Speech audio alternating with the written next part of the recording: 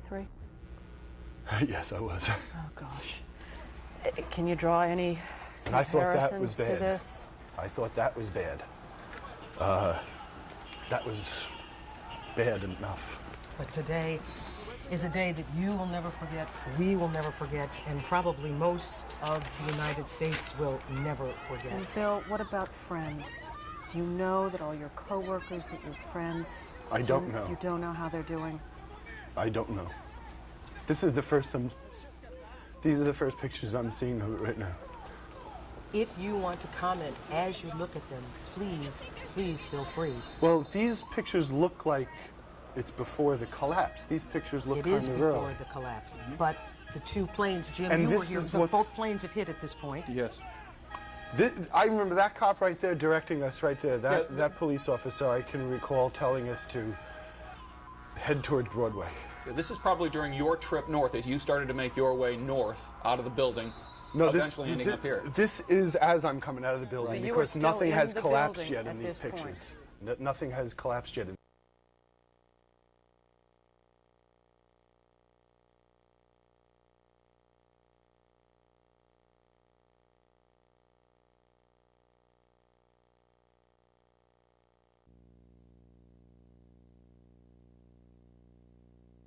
Los Angeles, it crashed into the World Trade Center also. Both of these planes obviously hijacked. The plane was carrying 58 passengers, 4 flight attendants, and 2 pilots. Then there was United Airlines Flight 93. That was a Boeing 757. It crashed southeast of Pittsburgh while en route from Newark, New Jersey to San Francisco. That plane was carrying 38 passengers, 2 pilots, and 5 flight attendants.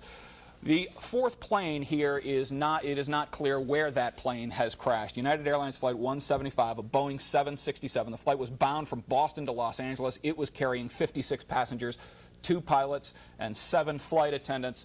The airline would not say where that plane crashed. Diana. Okay, Jim, we're going to go to Jeff Rawson right now, who is at World Trade Center as close as he can be to that area. Jeff, tell us what's going on right now. Bill, stay keyed up on the next hubs. I keep losing you. 3, 2, 1. You're on. We apologize, having some technical difficulties getting cells down here because a good deal of our cell transmission comes from the top of the World Trade Center.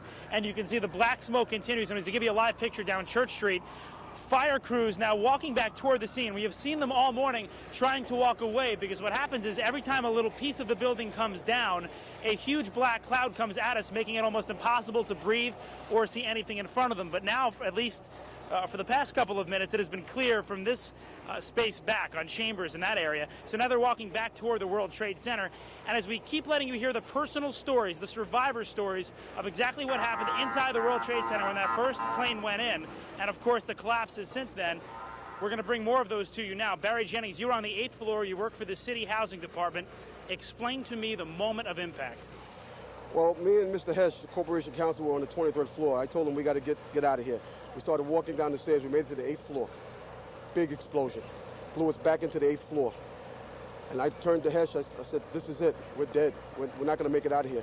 I took a fire extinguisher and I bust the window out. That's when this gentleman here heard my cries for help. This gentleman right here, and he kept saying, stand by, somebody's coming to get you. They couldn't get to us for an hour because they couldn't find us. You thought that was it? I thought we're dead. I thought that was it. I started praying to Allah. I said, that's it. We're gone. It's over. What was it like for you? You were inside there as well. It was pandemonium. I mean, it was something like out of Bruce Willis' Die Hard movie.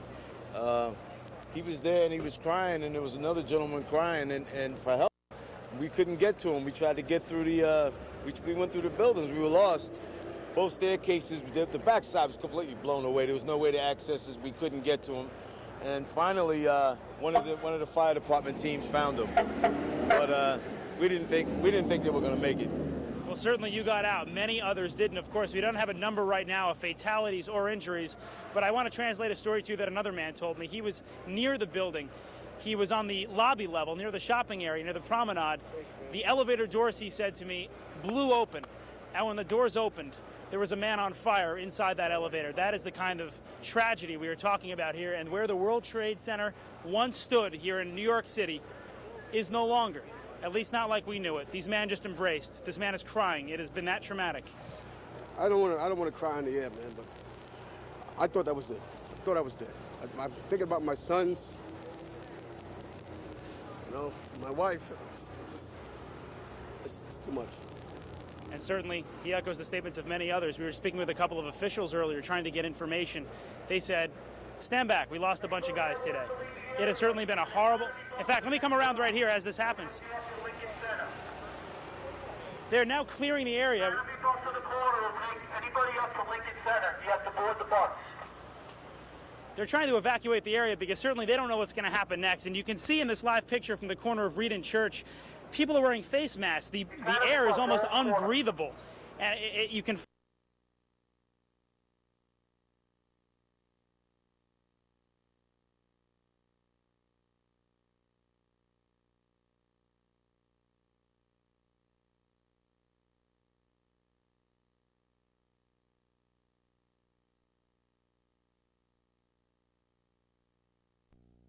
So we were trapped in the building for 10, 15 minutes and finally found an exit and got out, walked north, and took a lot of people with us. My question is, the Office of Emergency Management headquarters, into which you put enormous effort for coordination in a disaster like this, has it been damaged? Is it still operating? It's gone? It's been damaged. I don't know how badly. And right now, that whole area of Manhattan, including the police department, which is another area we would operate from, City Hall, is another area we would operate from, have been closed off. So we've moved to a secure location in Midtown Manhattan where we're operating city government. Is it fair to say, do you think, that all of your drills for dealing with terrorism and disaster are going according to plan, or has this been of such of magnitude that we've just all been caught totally off balance? Oh, there's no question we were all caught totally off balance. No one could possibly expect large airplanes to crash into the World Trade Center the way this happened. I think, having said that, as I watched what the police officers and the firefighters were doing, I think they're going to save the maximum number of lives you could possibly save in a situation like this. I mean, the emergency efforts that they've been going through over the last 2.5 hours are nothing short of inspiring. And when the National Guard comes in to say, did you say to take over or offer some relief, what can the National Guard do that you cannot do at a city level?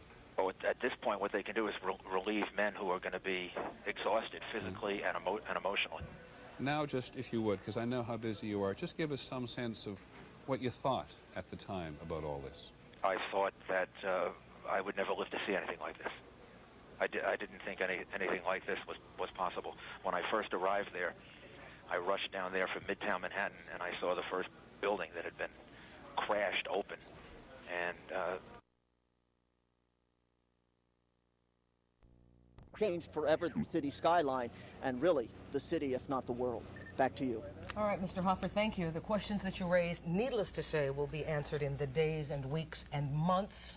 Absolutely, and I have to ask Jim here, Jim having covered the 1993 bombing of the World Trade Center, Jim, the investigation on that, how did it progress? How will this investigation progress? Well, keep in mind the World Trade Center explosion was confined to a very small area. In terms of forensic evidence, it was actually pretty easy to solve. They found the one truck inside that World Trade Center that exploded from within and not from without. They traced that truck back to the people who had rented the truck. You'll remember it was a Ryder van. They traced it back to them. It was pretty easy to find out the people who planted that bomb. This is a much different situation. Obviously, the Taliban today saying Osama bin Laden doesn't have the resources to pull something major like this off. But if Osama bin Laden doesn't, who does? Someone certainly pulled it off today. And there had to have been amazing resources to pull this off. You're talking about a number of planes hijacked. There had to have been resources within the airports. There had to have... Hijacked and then flown to their targets. Remember, the pilots who were originally on board those aircrafts weren't the ones who flew them into the World Trade Center. Someone with sophistication and know-how how to pilot those aircrafts had to fly them into the towers and then, of course, also into the Pentagon. A suicide flyer, obviously. We're joined also in the studio this morning, or this afternoon rather, by Bill Heitman, who was in one of the towers when this happened. And Bill, after hearing Jim Hoffer and seeing him running from the scene there as the building collapsed, I was wondering, as you were trying to get out, you were in the darkened stairwell for an hour, did it ever cross your mind that the building might collapse? Absolutely not. As a matter of fact, there was good spirit in the stairwell. I mean, I can honestly say we were having some laughs. You know, we were just getting down, making the best of it. Some people had to. It was more urgent for them to get down, so we would all call out, "Move to the right," and they would proceed down. But there was no panic, and there was generally, considering the circumstances, good spirit in the stairwell. Again, as you said earlier, it didn't seem to be as bad as the other explosion, the first explosion. Absolutely not. Absolutely not. So no clue, and no panic as you were going down. No panic. The thought of the building collapsing or being in any more danger never crossed my mind. And then, Bill, you said it wasn't... Sorry? Jim, I'm sorry to interrupt because I want to just point out in this live picture here, what you're looking at is damage to an adjoining building. Obviously, the impact of this, not just to those twin towers, but also to adjoining buildings. And it looks like there is still, obviously, smoke, and I think I saw some flames there as well, Jim. So clearly there is still damage. And they're all bunched up so closely together down there, obviously, and there was bound to be collateral damage in the neighboring businesses and absolutely. buildings. Bill, as you were going down that darkened stairwell, and you say you had no thought that the building might collapse, was that because you had faith in the integrity of the building, or simply because you did not know what was going on? I had no idea the magnitude of the crash above us. We didn't know that we didn't know anything had happened over in 2. We thought it was just us in 1. And as the further we got down, you figure you're 90 floors away from the worst of it. I figured when we came out into the concourse level of the building that everything would appear to be relatively normal. But when we got down into the concourse level, which is very much like a shopping mall, it was just flooded. It was and emergency personnel were very, very urgently trying to get us out of the building, and So were people milling around down there trying to check on others in the building? Or No, were they as soon as you came out of the out? stairwell, there was great urgency. Just personnel, just go that way, get out, and everybody was just walking through water. Sir, can I ask you to stand by for just a moment? Mary Johnson on the phone. She is with the New York Hospital Association, and this is a theme that you are going to hear not only throughout this day, but for many days to come, and that is the urgent need for blood. Mary, you want to talk to us some more about that? Hi. Yes, the New York Blood Center has announced a blood emergency for the Greater New York and New Jersey metropolitan area, and the Blood Center, as well as the Greater New York Hospital Association, are urging all eligible donors to make blood donations at donor sites in Manhattan, Brooklyn, Staten Island, Long Island, New Jersey, and Westchester.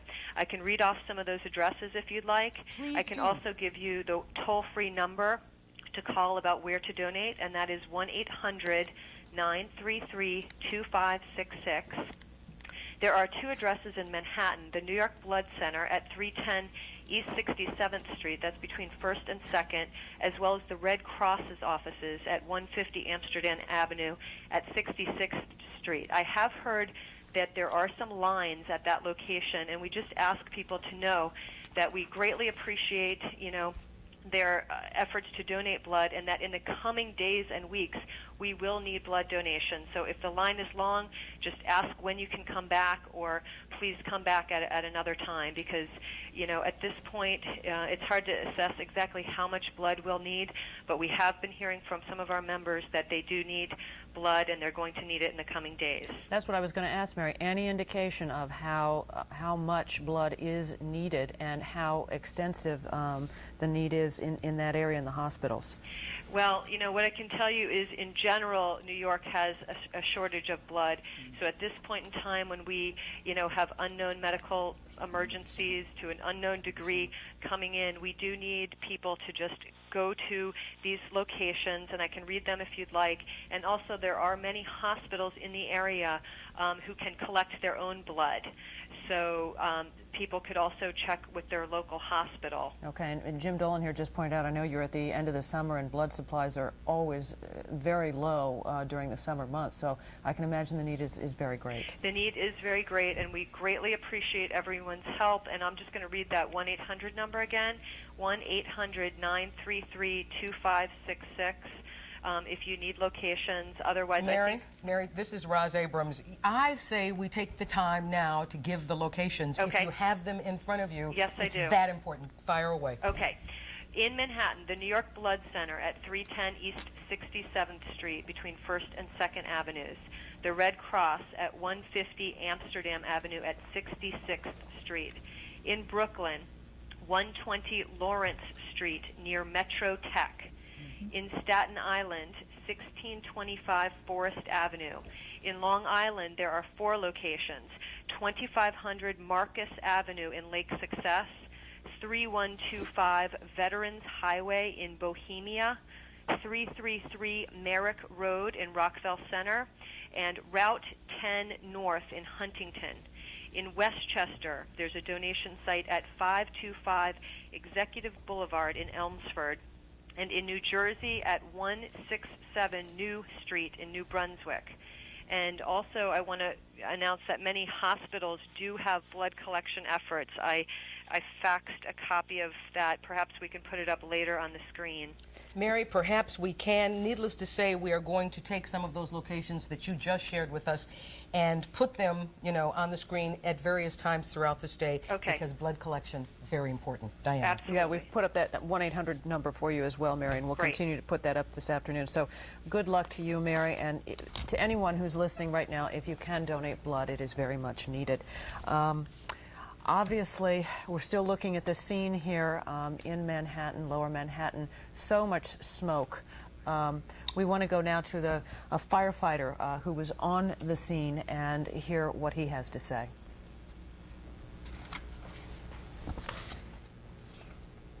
I saw people originally coming out the window, and at that time I was quite upset about it, that I thought we should get in there. But then the explosion on the South World Trade happened, and I said, this is something we have to do, we have to back out. We backed out over here, and even then, that's when I was caught again in the second explosion. Yeah, I went up to the elevator, the 24th floor. As soon as we get up there, the elevator get out. We lost power in the elevator. Thank God we kept one of the truck guys there, and he forced the door, and then we worked our way down the stairs. As we came down the stairs, we were just dragging people along with us, and then when we came outside, it just blew, the tower blew, and I found a mask on the floor as I was crawling. Amazing sound from a firefighter who was on the scene.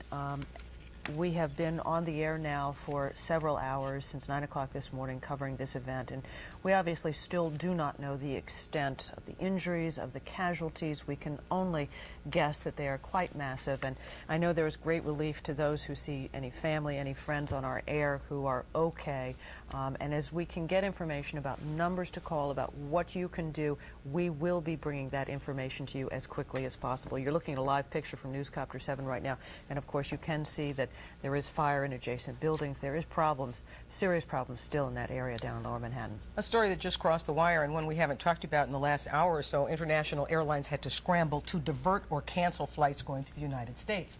Undoubtedly, there are people in our audience today who were going to JFK Airport to pick up friends, loved ones, business associates, and those people couldn't land here. A couple of hours ago, Canada said, if you like, you can use any and all of our airports here because we feel that they are safe. The cancellations and diversions caused confusion and congestion, not only at airports in this country, but at many European airlines, where airlines ordered flights bound for the United States to do U-turns or to find alternative landing points outside of America. Some airlines reversed course only after being denied permission to land by the FAA, which ordered the U.S. airspace, and this is all across the country. They sterilized the airspace over the entire United States. European airlines, American airlines, sorting out how they're going to get these people home. All I can tell the folks at home is that as we go throughout this day, we will be efforting information to find out about the people on those planes, where they are, whether they're in Canada, which planes were diverted back to their original points of origin. As we get information on this, we will share it with you. Absolutely. We have Celeste Ford, who is at JFK Airport right now for us. Celeste, give us an idea of what's going on there right now.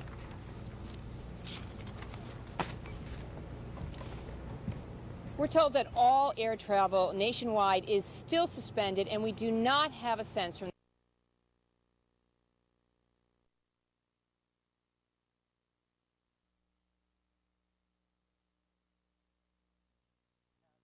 been shut down. People evacuating streams of people to the streets.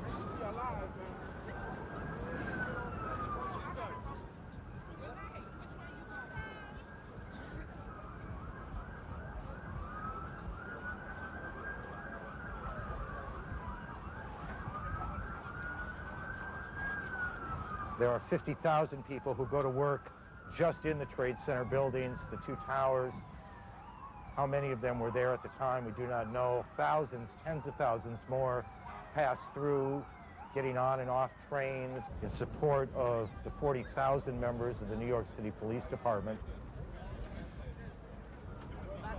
We know that subway service through changed today.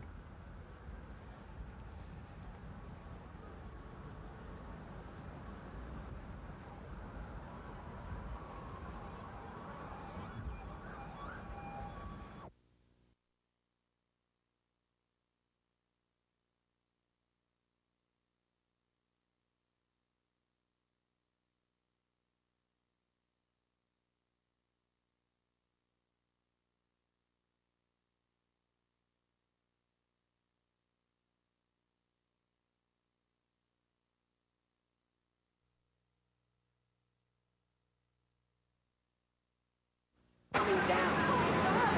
You know, you had that. You described that on camera, right? I think so, yeah. The shake and horrifying.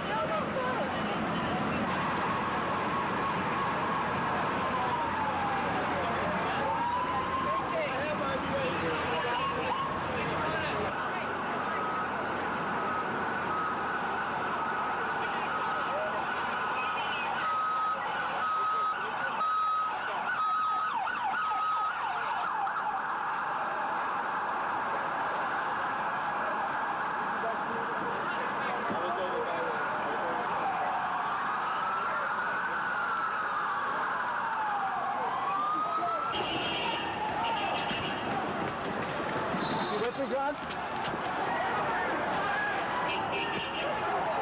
I don't know.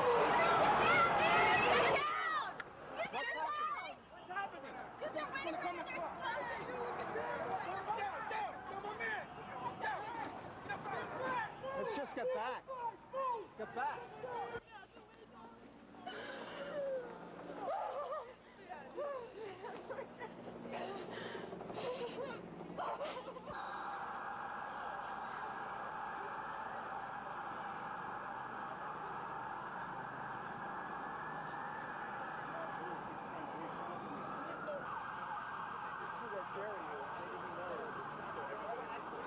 He's not in a live show. I know.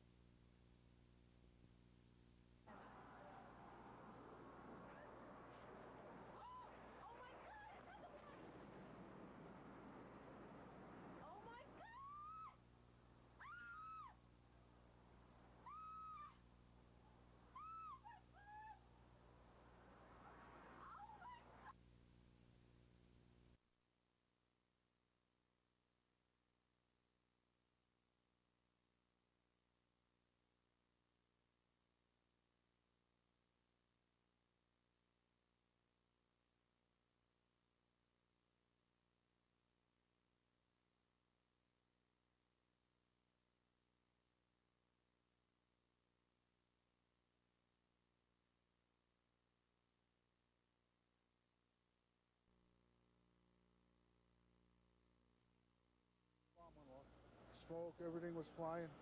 We just had a hard time finding a way out. That tower is not there anymore, Joe. The safest thing with the building, I mean, they're very strong buildings, as you remember from the blast the last time. So, But what does it take as an engineer to do the damage that it has done? Oh, no!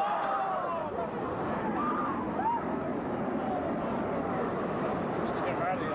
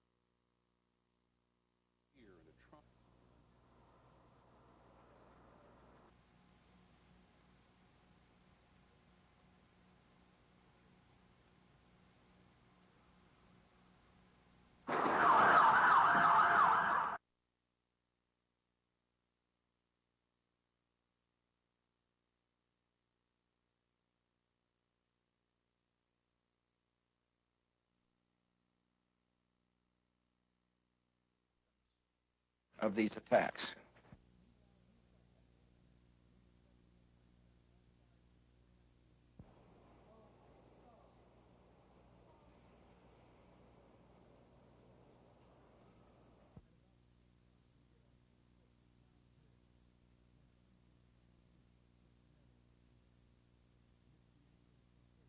The city not to have those.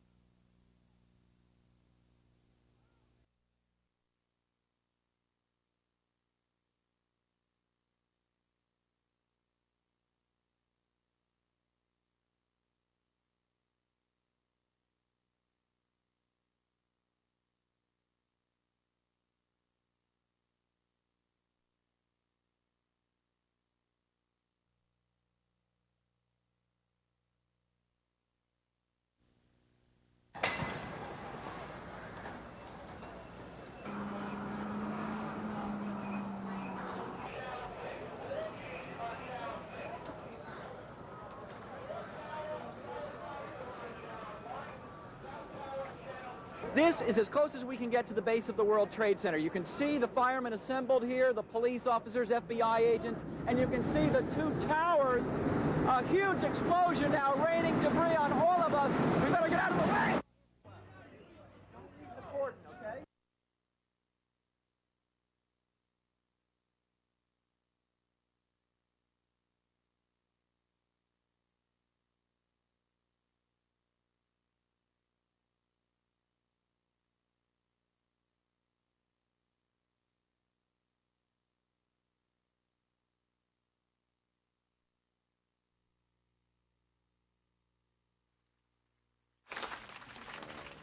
President clearly shaken, I think one can say.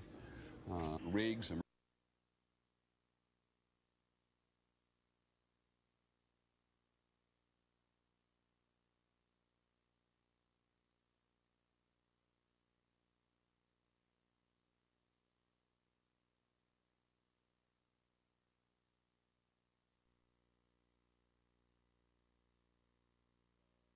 Upper floors. They're also talking. Must be terrorists. Must be. Terrorists. Terrorists. I'm sorry, you threw it. Of course. Yes. And it's the second one. The second one. Oh, I can't believe that just happened. I see.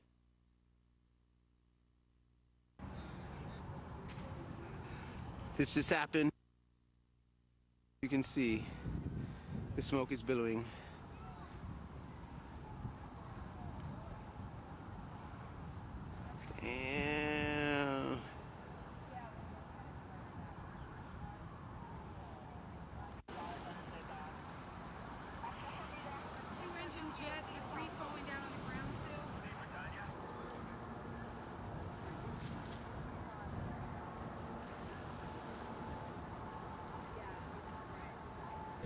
There's another one. I'm taking a look. Oh! Oh my God! Oh, jeez! Oh my God! Oh my God!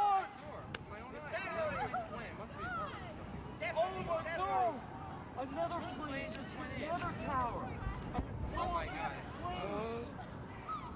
Wow. I'm across the river. Gotcha. Oh my God! Plane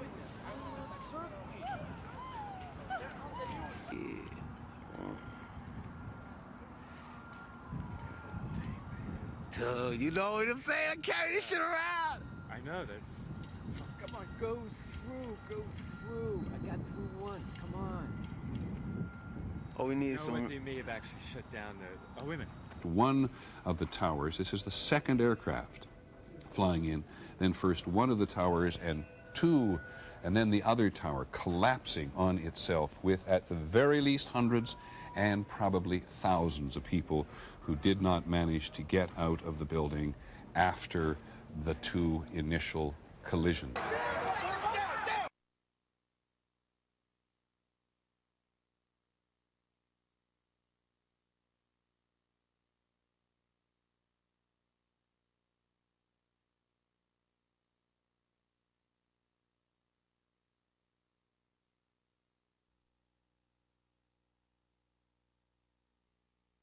Save lives.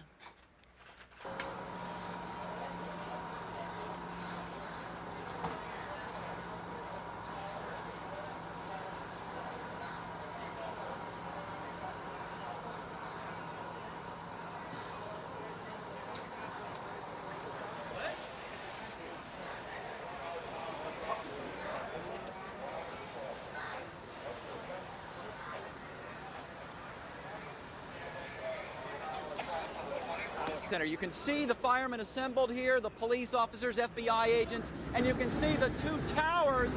A huge explosion now raining debris on all of us. We better get out of the way.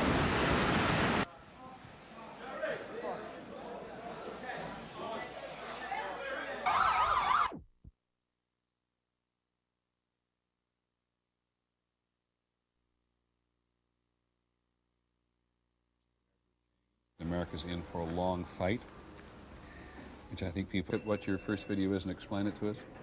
I walked out of Trinity Church after we had a blackout in our studio, and one of the studio managers grabbed one of our cameras when we knew what was happening, and I went out and was shooting aftermath. Good. God.